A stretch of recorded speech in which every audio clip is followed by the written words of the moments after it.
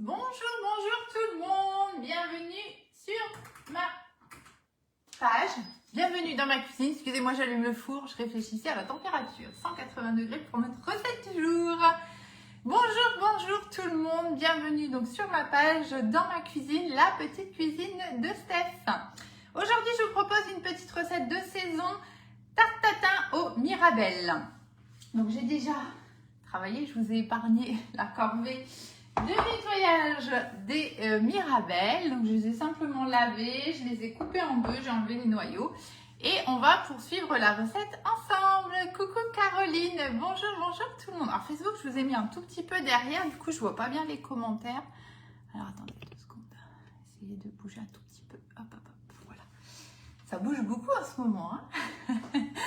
Coucou tout le monde, bonjour.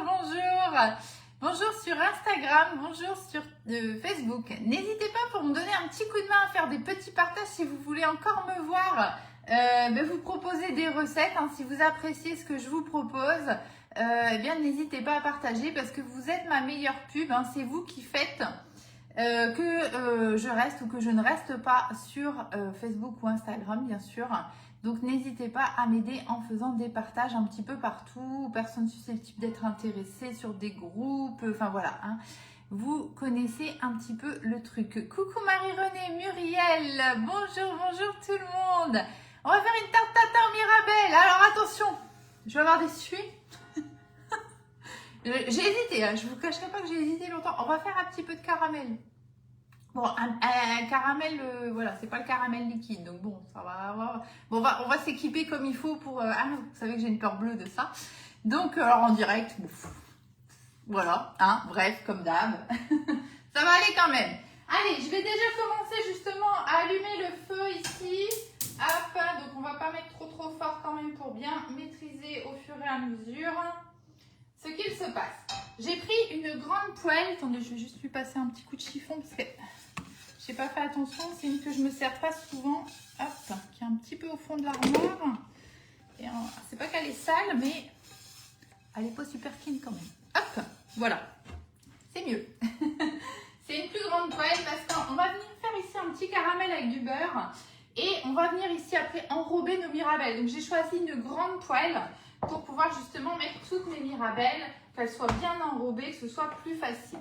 Donc on va avoir besoin du sucre. Donc comme d'habitude, vous avez les quantités sur mon blog, La Petite Cuisine de Steph. Hop, donc là je suis concentrée 2 secondes sur mon caramel, là que je ne me trompe pas. Hop, voilà. Alors quand on fait du caramel, je ne suis pas du tout une pro, j'en fais très rarement. Tout ce que je sais, c'est qu'avant qu'il ne commence à chauffer, une fois qu'on a mis le sucre, on ne va plus y toucher. Il faut le laisser se colorer, en fait, tout simplement. Mais il ne faut pas touiller dedans tant qu'il n'est pas transformé en caramel. Hein. Hop, une cuillère à soupe. Et on va venir mettre ici une cuillère à soupe d'eau dans la poêle. Alors, je vais en mettre juste un tout petit peu parce que moi, c'est des cuillères à soupe design, on ne met rien dedans. Donc voilà, une vraie cuillère à soupe, c'est 1,5, on va dire. Petit bec. Oh, décidément, je ne veux pas savoir son nom à lui. Coucou Dominique. Bonjour Janine. Le petit, celui-là, hein, voilà, vous savez, je ne sais plus comment il s'appelle. Le bec verseur. Non, il ne s'appelle pas bec verseur, il s'appelle doseur. Doseur avec son bec verseur et puis ses petites graduations là, qui est vachement pratique. Il s'en va du catalogue. Donc si jamais vous le voulez, c'est avant samedi, parce qu'après on change de catalogue. Voilà. Donc là on va laisser colorer tranquillement. Donc ça peut être un petit peu long. Hein? Alors attendez. Hop. Donc là il ne faut plus toucher le sucre. Hein. On le laisse comme ça. Enfin, de ce que j'ai retenu. De ce que j'ai retenu. Coucou tout le monde. On va faire une tarte tatin au mirabelle. Voilà, donc là je suis juste en train de commencer déjà à faire un petit caramel. Donc j'ai mis du sucre dans ma poêle avec un petit peu d'eau. On va peser tout de suite le beurre et on viendra le rajouter ensuite. Une fois que ici ça aura commencé bien sûr à fondre et à colorer. Vous voyez, je suis tellement stressée avec mon caramel que je mets ma balance à l'envers. Ah, ça Dominique. qui sait? Qui sait? Oui, bon, vous verrez, vous verrez. À partir de lundi, je crois, on a le droit de le partager.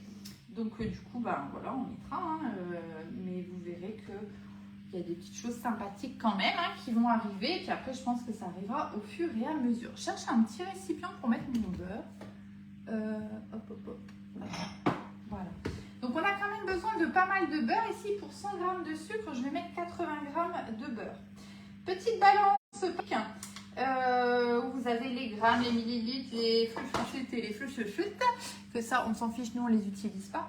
Mais ce qui est bien, c'est que vous avez les grammes et les millilitres. Elle est super précise, elle est rechargeable par un câble standard, hein, comme on peut avoir. Mais vous avez de toute façon le câble qui est fourni avec. Et honnêtement, je la recharge très rarement. Voilà, elle tient vraiment hyper longtemps. Et bon, vous pouvez constater que je m'en sers quand même énormément. Coucou Véronique, bonjour Claire. Je surveille ici hein, mon petit caramel qui va bien. Hop. Donc on va le laisser tranquillement. Donc moi j'ai toujours un problème quand je fais le caramel, je vais vous montrer. Je sais pas si vous c'est pareil. Là ça commence et là il se passe rien. Hein. Bon. Le problème c'est qu'il faut qu'il fonde hein, parce que sinon ça va pas aller. Ça va bien se passer. Ah, le caramel c'est terrible. Donc ici, je vais mettre mon beurre déjà coupé en morceaux. Hop. Alors là, il n'est pas froid du tout mon beurre, je l'ai sorti avant. Comme vous savez que je ne suis pas très à l'aise avec ça, là, ce qui se passe dans la poêle. Je me dis qu'au moins il y aura de choc de température, au mieux ce sera, au moins ça va éclabousser dans tous les sens. Normalement avec le beurre, ça pose pas de problème parce que c'est de la matière grasse. Hein.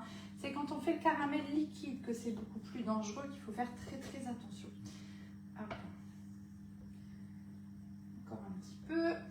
Donc on a quand même pas mal de beurre, je vous avouerai, dans cette recette. Hop. Alors du coup, ben, je vais me resservir de mon moule à tarte. Moule à tarte, alors c'est vrai que je vous l'ai déjà montré en début de semaine, hein, c'est celui-ci, le moule à tarte de chez Guy Demarle. Donc j'ai déjà passé un petit coup sous l'eau tout à l'heure pour le rincer comme d'habitude. Et ben, je trouvais que voilà, pour une tarte au mirabelle, c'est un peu la saison, hein, on fait beaucoup de tartes en ce moment. Enfin, en tout cas, moi je trouve, hein, avec les fruits voilà, qu'on a à disposition, les légumes voilà, de l'été, je trouve qu'on utilise quand même pas mal les moules à tarte. Donc là, vous voyez, ça c'est typiquement le moule à tarte génial pour faire des tatins. Donc tatin, c'est quoi pour ceux qui ne connaissent pas? C'est tout simplement, on va venir ici, donc pour le coup, mes tatins mirabelle. On va mettre nos mirabelles au fond, donc on aura caramélisé. On n'est pas obligé de faire cette étape-là. Hein. On peut très bien mettre un petit peu de sucre au fond, mettre les mirabelles. Et par-dessus, on va venir rajouter une pâte feuilletée. Ça pose pas de problème. On peut très bien le faire. Je vais juste tourner ma poêle pour essayer que ça fonde un peu plus de ce côté-ci. Hop. Voilà, donc ça, vous voyez, c'est tout à fait génial pour faire ces tartes tatin. Parce que donc, on met en fait notre garniture au fond et on vient mettre une pâte feuilletée dessus. Et ensuite, une fois, alors je vous conseille de démouler chaud. Pourquoi? Parce qu'on a du caramel, donc tant qu'il est chaud, il va être liquide. Quand il va refroidir, il va se durcir. Donc là, après, ça peut coller un tout petit peu au moule, ce qui ne sera pas illogique. Ah, attendez.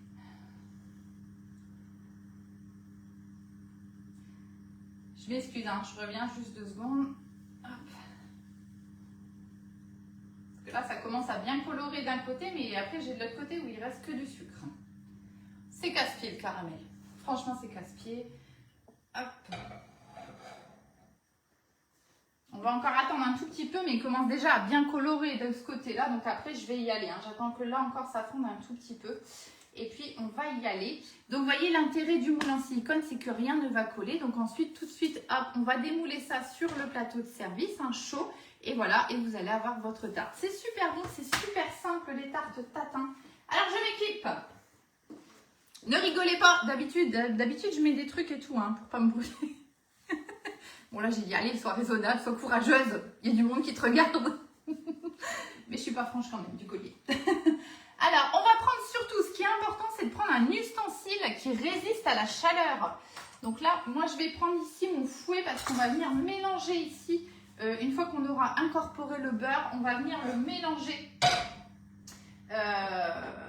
dans le caramel. Ok, donc ça va vous faire une sorte de caramel un petit peu beurre salé. Hein. Sauf que moi, c'est du beurre normal, c'est pas du beurre salé. Hein. Hop, je regarde un petit peu ce que ça donne. Ok. Et allez, on y va. Donc faites attention, le caramel, c'est extrêmement brûlant. Hein, ok. Donc là, bah, hop, on y va. Rigolez pas, hein. Ah, j'ai une peur bleue, hein, c'est affreux.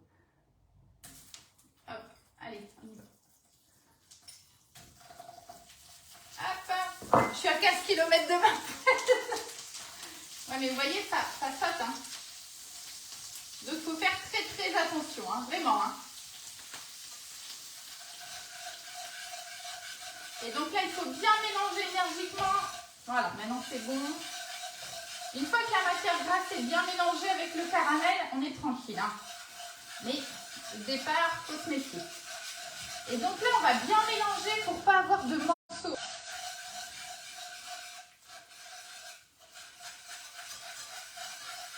Donc surtout, prenez bien un ustensile qui résiste bien à la chaleur. Vous pouvez prendre la spatule haute température, hein. Il n'y a pas de problème, hein. Moi, je préfère prendre mon fouet ici, mais peu importe, hein. Une fois qu'on a un caramel bien lisse, eh ben, on va pouvoir rajouter les petites mirabelles. Alors, les mirabelles, ce que je ne vous ai pas expliqué, bon, ça me paraît pas mal. Hop, celui-là, on va le mettre à côté. Et la spatule haute température, ici, c'est celle-ci. Hein, si jamais vous voulez, vous voyez, vous pouvez vraiment aussi y aller, il n'y a pas de souci. Hein. Dans la poêle, aucun problème. Hop. Donc là, ce qu'on va faire, c'est qu'on va venir mettre nos mirabelles. Donc, vous voyez, toutes les mirabelles, je les ai simplement nettoyées et je les ai coupées en deux. Hop. Je continue de mélanger un petit peu, hein, que mon beurre soit bien incorporé au caramel. Hop. Voilà. Donc moi, comment je fais ici? Parce qu'on se dit toujours, ok, c'est bien gentil tout ça, mais est-ce qu'on va avoir assez de fruits? Est-ce qu'on n'en fait pas trop, etc. Alors en fait, moi, ce que je fais pour ce type de recette, eh ben, je vais laver mes fruits. Donc je les lave tout simplement dans la passoire. Je les rince bien. Et ensuite, je les verse ici dans mon moule à tarte. Alors, je ne vais pas le refaire parce qu'elles sont coupées en deux. Mais je les reverse ici dans mon moule à tarte. Et je vois à peu près s'il est bien rempli ou pas, tout simplement, vous voyez. Et ensuite, bah, j'ai tout dénoyauté et j'ai lavé mon moule. Voilà, tout simplement. Hein, c'est une petite astuce. Allez, je vais venir rajouter ici mes mirabelles. Et on va remettre un petit coup de feu. Hop.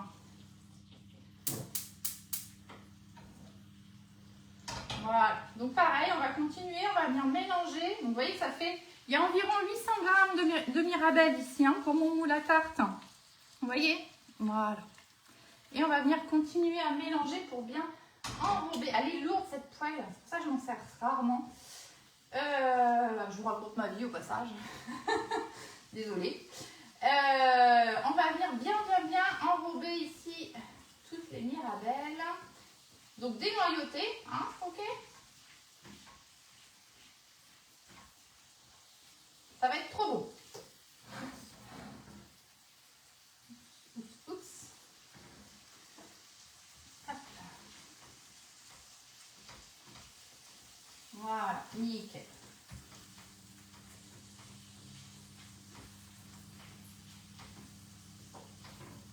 Voilà. Ça me paraît pas mal du tout cette histoire. Regardez-moi ça.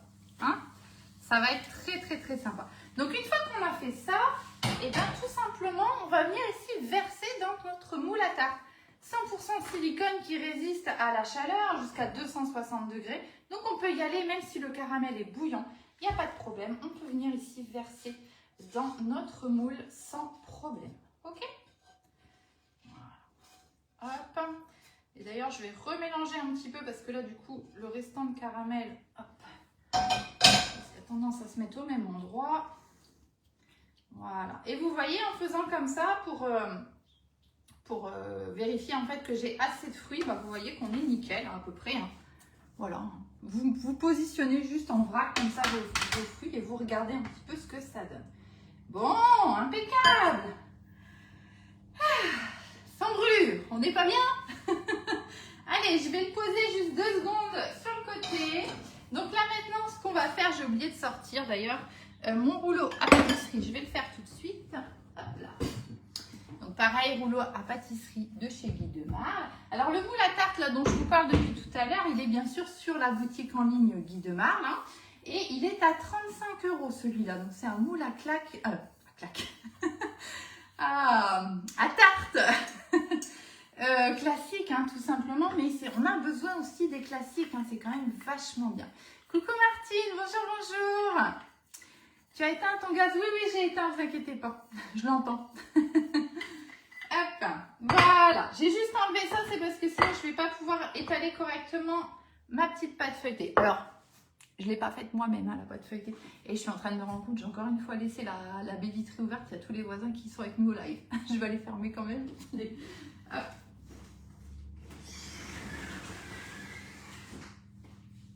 Ils doivent se dire, elle n'est pas bien, elle parle toute seule. Aux habitudes. Je vais aller chercher ma pâte feuilletée qui est au frigo. Hein, comme la pâte feuilletée, de toute façon, toutes les fonds de tarte, on va plutôt les récupérer à la dernière minute. J'arrive tout de suite. Hein.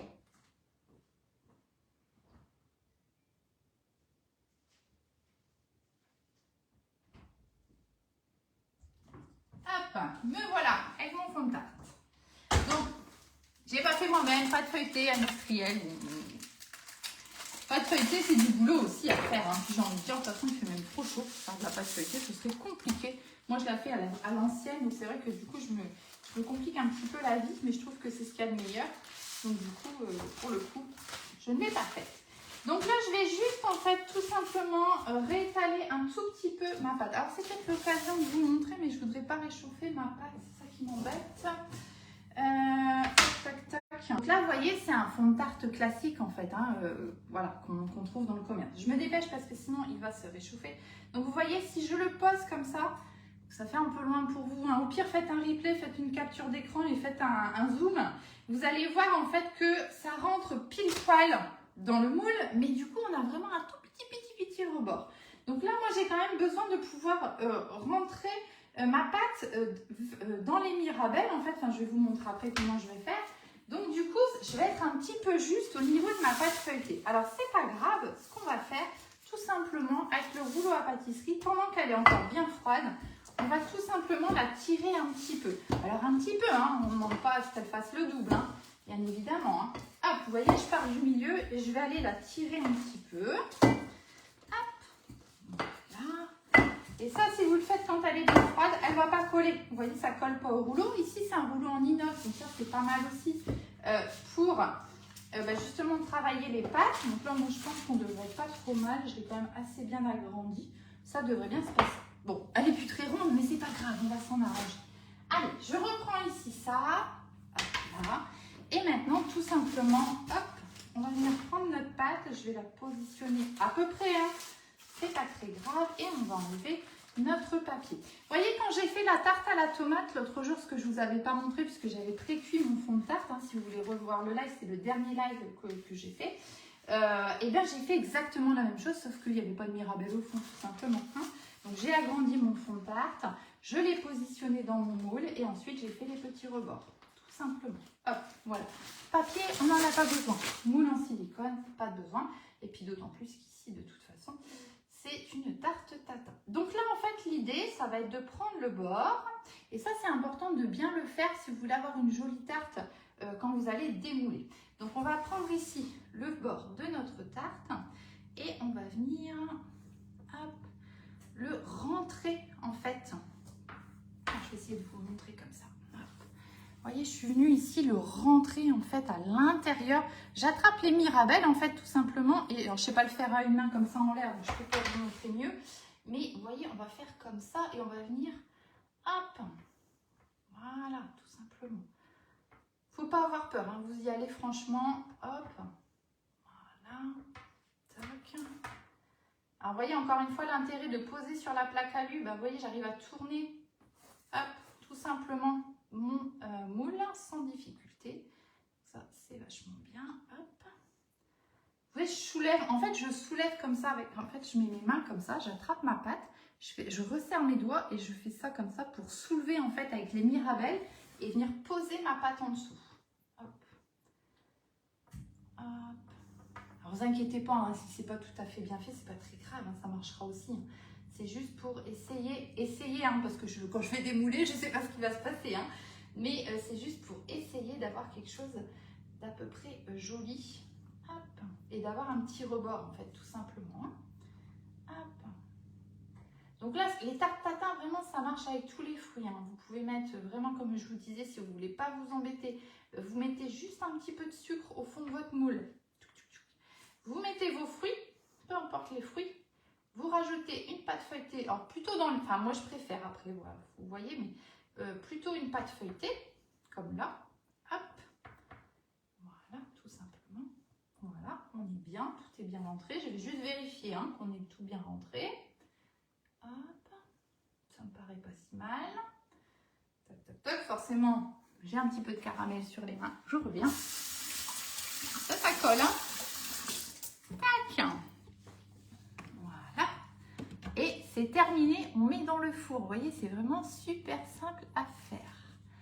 Coucou tout le monde. On a fait une tarte tatin au Mirabelle. Alors, j'ai utilisé ici le moule à tarte, bien sûr. D'accord, comme je vous ai dit.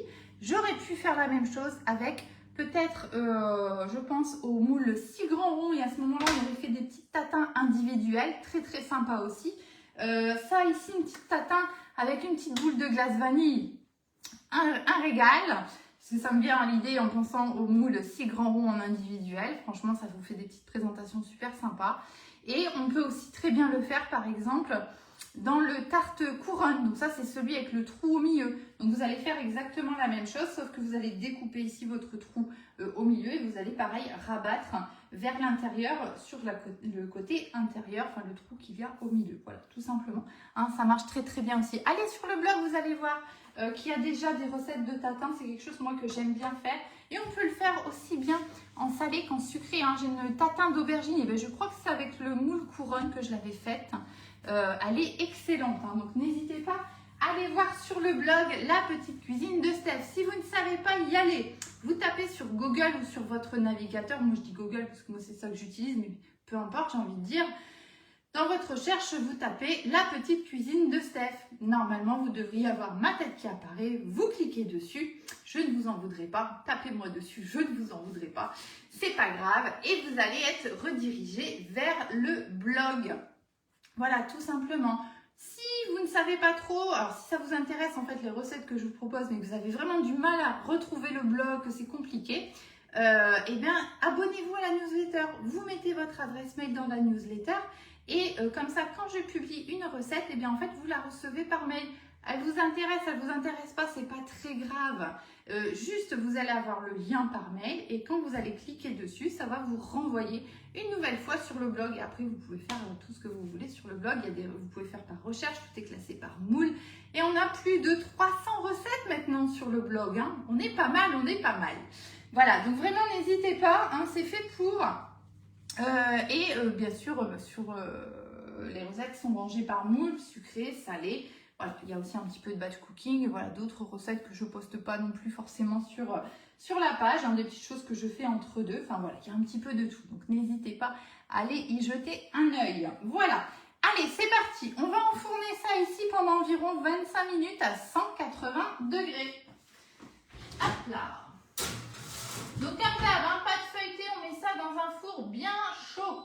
Hein, on attend bien la fin du préchauffage. Et comme je vous l'ai dit l'autre jour, même à la limite, j'aurais pu mettre 5 minutes au frais, ici, mon moule. Et enfourner ensuite, hein, parce que la pâte feuilletée aime bien le choc des températures. Voilà, tout simplement.